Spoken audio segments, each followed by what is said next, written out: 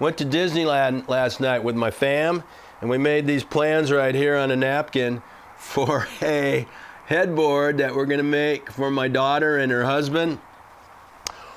Actually, I have some better plans than that, but this is what got us started. We're gonna make it out of this alder right here.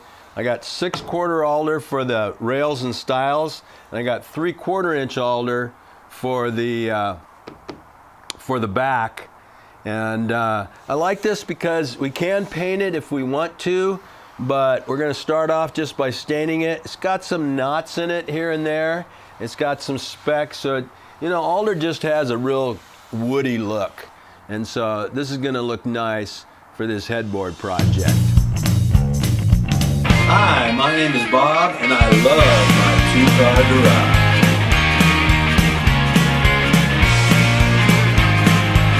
All right, the legs on this are going to be 2 3/4 wide. Going to cut it out of this 6/4 inch alder right here. I think we might make the rails narrower, but for now I'm going to cut them the same width and just see what it looks like. So we're going to right now rip this 6/4 inch alder down to 2 3/4 inch. So I'm going to cut these legs 55 inches. I'm going to cut the rails 61 inches. This inside dimension right here from here to here is going to be 59 inches. So I'm going to allow for that tenon right there. All right, this little knot right here is one of the cool things about alder. It makes it look nice. I mean, you might consider it an imperfection, but I like it. So we're leaving that in the project. All right, laying this all out and taking a look at it, we're gonna lighten it up a little bit. I think we're gonna make this top rail a little narrower. We're putting a chevron pattern in here. We kind of want that chevron pattern to pop, so we don't want it to be overwhelmed with the rest of this. We're gonna cut that down to about 2 inches, maybe 2 1/4. We need to run a stile down the middle here. We're gonna create this chevron pattern that's gonna come to the middle, and I wanna have something to support it in the middle. So we're gonna cut a little stile for right here. And now we're ready to come back and start putting some details on these legs and on the rails. We need to put a groove all the way around the inside. And so that's what we're gonna start with. Stacked up a dado head here 3/4 inch. Might be a little shy of what we need because I think the material that we're using is a little heavy. We'll either pass it twice, or maybe we can add a little piece in here to make this stack a little bit thicker, but we're gonna give it a practice cut first.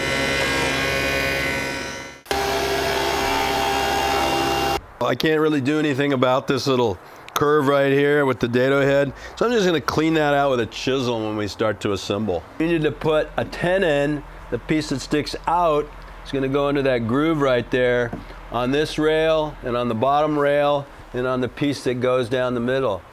Cutting your tenons is the part that, or the thing that is going to test your skills. So I need to be really careful on this cut.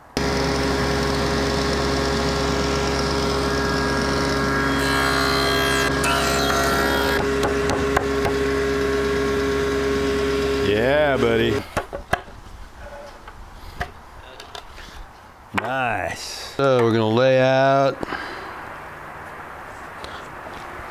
the center of our holes, and to make sure that we get these screws dead center, gonna punch it with an awl and then do some drilling.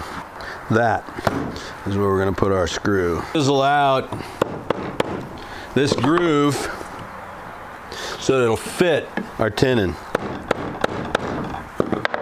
And you gotta have a nice sharp chisel.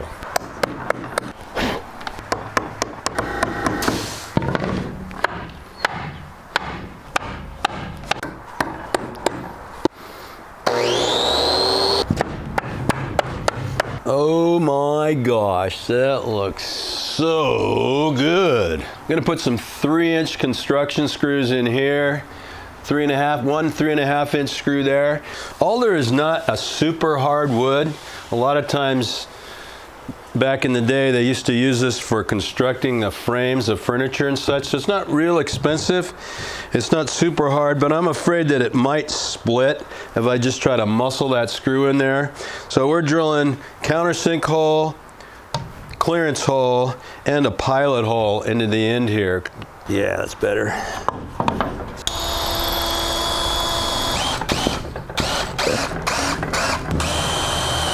Phase 2 in our construction here, we need to create our planks that are going to go in here. It's going to be kind of a chevron pattern, and we're going to cut each plank 4 inches wide. Bought this bit set right here so I could put a tongue and groove on each of my planks. I want it to look nice on when you look at the headboard. That little groove, it's going to put a little bit of a bevel on each of the planks. And this one is going to cut a groove, and this one is going to cut the tongue.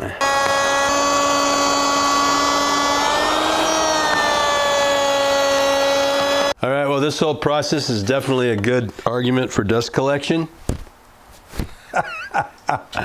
But these tongue and grooves look great. I run a 30-degree angle on this chevron, so we're going to go ahead and kind of lay it out, see what it looks like, see where each of these pieces ends up.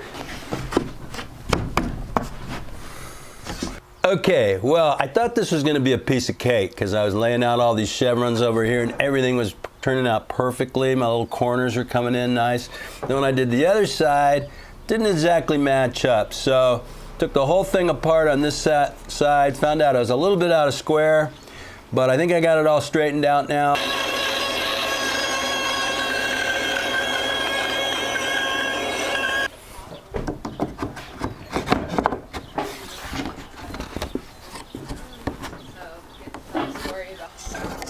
The last couple pieces here, it's kind of cool because it's like putting the last piece in a puzzle.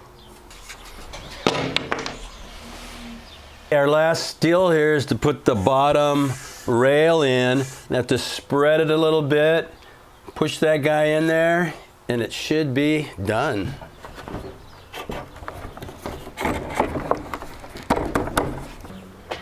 Yeah, there we go. Now it's coming together.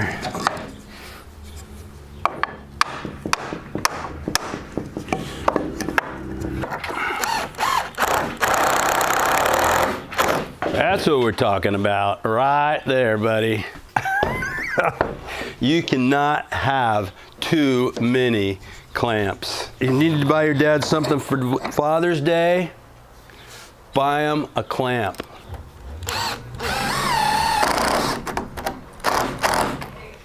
And measure from corner to corner. And this way, we are 84 and 9/16. And this way, totally unrehearsed, we are 84 and a half.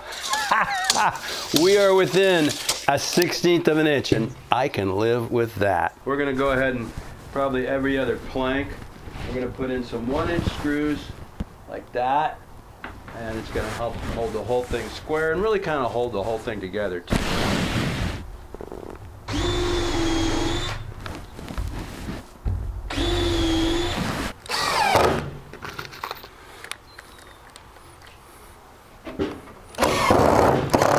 Because we screwed this together, we got these little holes right here, and we want to plug it up with the same kind of wood. We used alder, so I got this little bit right here.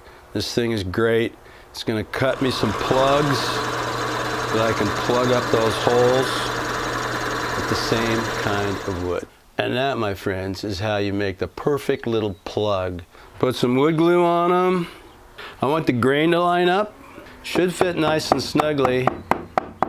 I'll let the glue dry real well. I'm going to sand it off. I could cut it off and then sand it, but it's safer just to sand it. So I'm going to sand it down with some 80 grit and then come back with it with a finer grit of sandpaper. I'm going to do some sanding with some 120 grit sandpaper.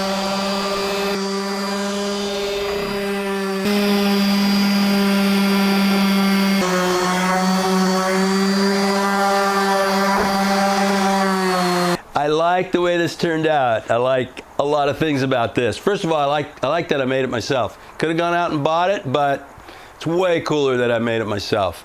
And my daughter and her husband are gonna love it. I like that we made it out of alder. I like all the little imperfections in it that kind of give it that woody look. I still need to sand it a little bit more. I'm gonna sand it with some 150 sandpaper and then stain it. But we haven't decided on the color yet, so we're gonna wait on that. So I like it. It looks great. Remember, a man who is skilled in his work will stand before kings. So whatever you do, do your very best. People will notice. Don't forget to like and subscribe.